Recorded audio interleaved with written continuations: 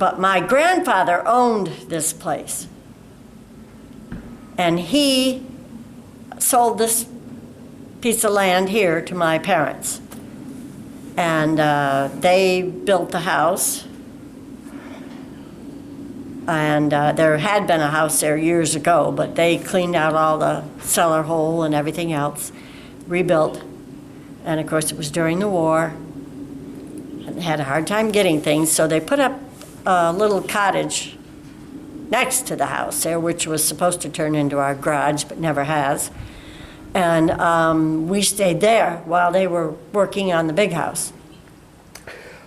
So there was your mom, your dad, And me. you. That's it. That's it. That's it. What was it like being a child on the farm? I guess you had a lot of work. Yeah, I mean, my job was to always keep the wood box full. Even, I mean, I was, 4 years old when we moved up here in 1945. And I had to keep the wood box full, and it was my job to take care of the dog that we had.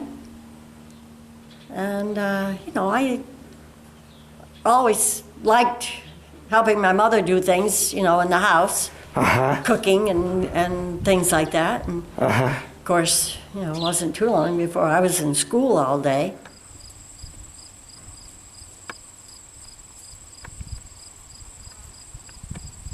I used to have a lot of sheep, and I was, raising them for meat and wool. But, I've cut down because nobody wants the wool anymore.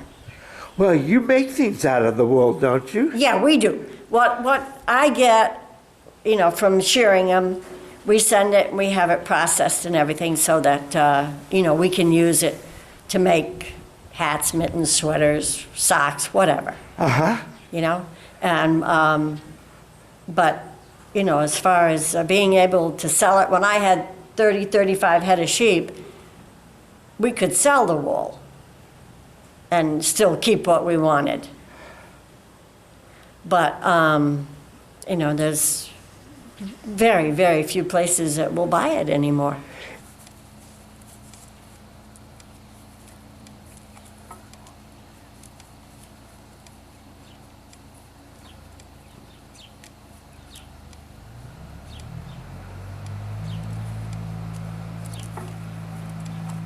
Do you know all the goats by name?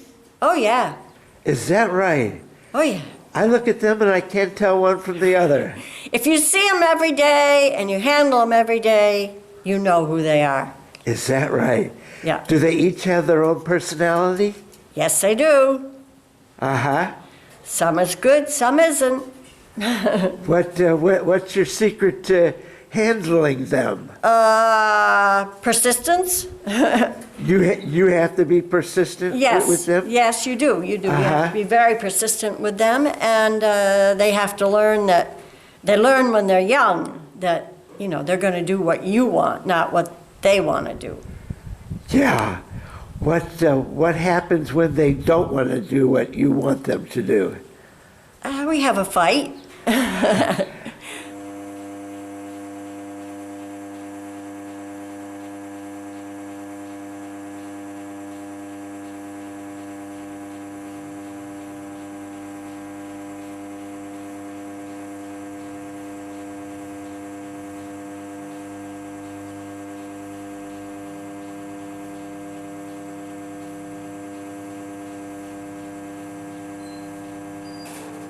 And occasionally I'll have to get a little whip and get after them a little bit. But and it takes time to get them when they're young to come up and go on the stand to be milked. And to learn the routine of, they get fed on that stand. And that's a big incentive. And, so it doesn't usually take them very long to learn that when they come out and they're coming up, that is what they're going to do. They're going to come up and eat, and then they'll get milked, and then they go back, and, they're fed again, of course. Or like in the summer, they're outside. But in the winter, they do go out, but Goats do not like to be in the snow. They don't like the rain. They don't like to get their feet wet. The cows and the sheep, they don't care. Makes no difference.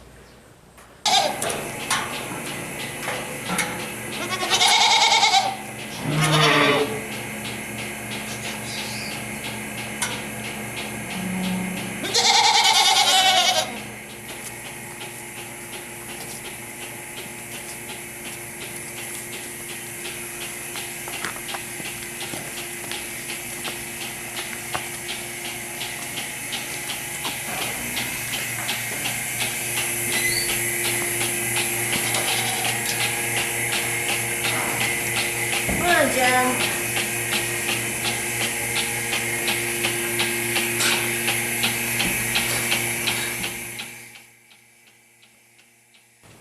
I like jerseys. I like jerseys better than anything. Why is that? They're a smaller cow. They don't eat quite as much. They have a lot more butter fat in their milk. And most of them have a much better disposition. Are these Jersey cows that you have in here? Yes.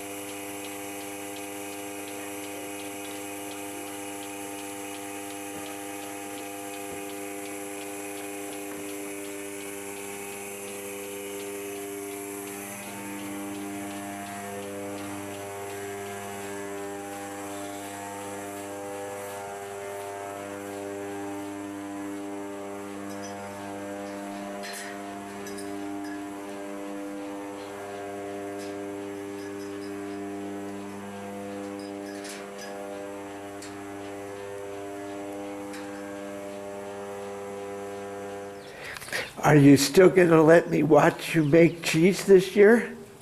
The only problem is the state inspectors won't allow it, or the government. If we make cheese when you are here, we have to either give it all away or throw it all away.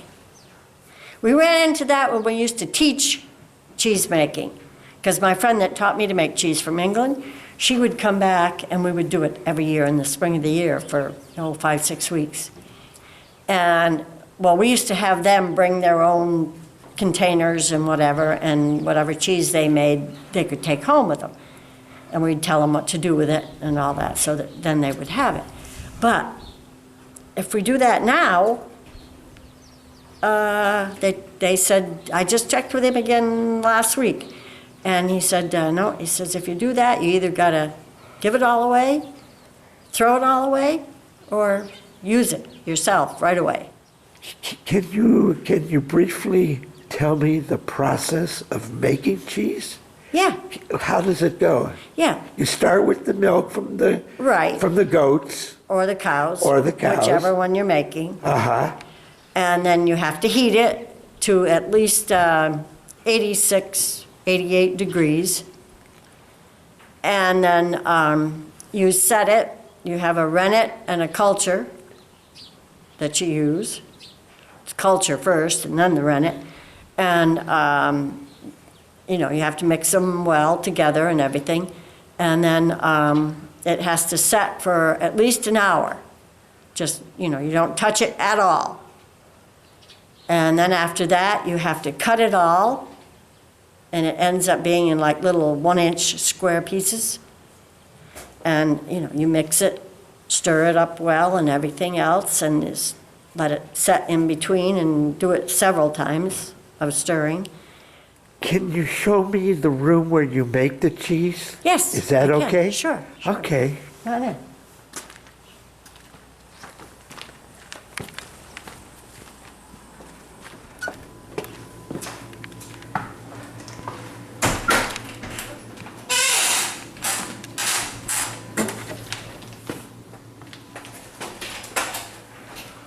Oh, this is interesting, Joan. Yeah, this is the press. Uh-huh. And when the molds are full, let me grab one of the molds over here.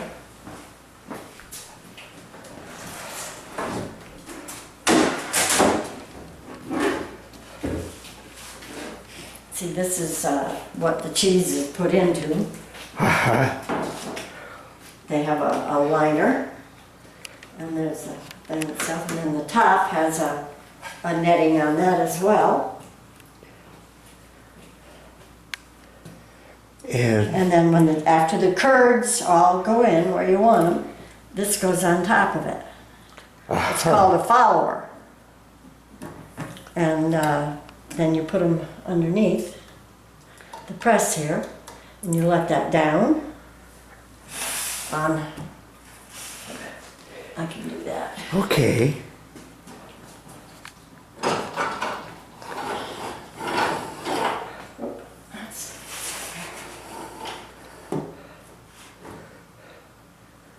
See, that's how it sets. And then as it presses, because usually the follower sets up about that far on top of the cheese above it, above the mold itself.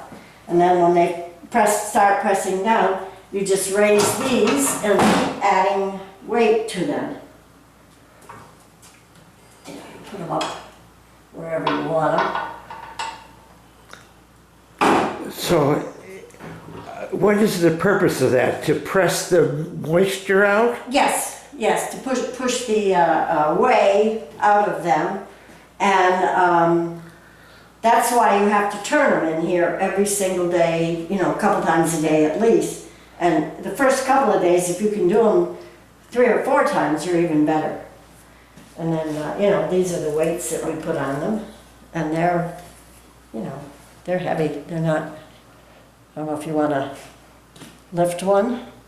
Yeah, that's pretty heavy. Yeah, they are. They are. And we'll end up sometimes with, 6 or 8 on a thing here. on the pulley. And when you sell milk, you sell the raw milk? I sell raw milk, goat's milk or cow's milk. I have the license for both. Uh-huh. And, Why do people prefer raw milk? well, the raw milk has all of the bacteria and the enzymes and everything in it that really your body needs it. But if you've never had it, you have to be very, very careful with it, because it will upset your stomach if you eat or drink a lot of it. If you're going to drink it, you drink a little at a time and work yourself up. But that's all I've ever had in my whole life. Raw milk. Raw milk. Well, you I was see. raised on raw milk, which, yes, now goat's milk is what people are looking for babies and children. Really? And I mean, there's a lot of people that are allergic to cow's milk. It is too rich, because the goat milk really doesn't have any cream on it. It's a naturally homogenized milk. And that's, and the globules and that are much easier to digest than in cow's milk. Interesting. Yeah. Well, there's a lot to it. There's a lot to it. Yeah. This is the room where the cheese goes to age. There isn't much in here right now for cheese, because we've got to start making some more now. We haven't done it all summer because we were hay. And then here's some of the jams and jellies here, and then there's more over here that we're still working on. Pickles. There's bread and butter. There's sweet squash. The dilly beans. Applesauce. That I gotta make more of if I can get apples. And then we still have more jellies to make. There's all kind. And then there's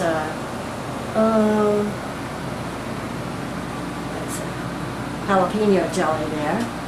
And there's cranberry chutney. And this is the sweet cucumber relish. Oh, and salsa. Salsa here. Aha. Now this cheese has a yellowish color to it. That's cream wax. Cream wax. Yeah. That's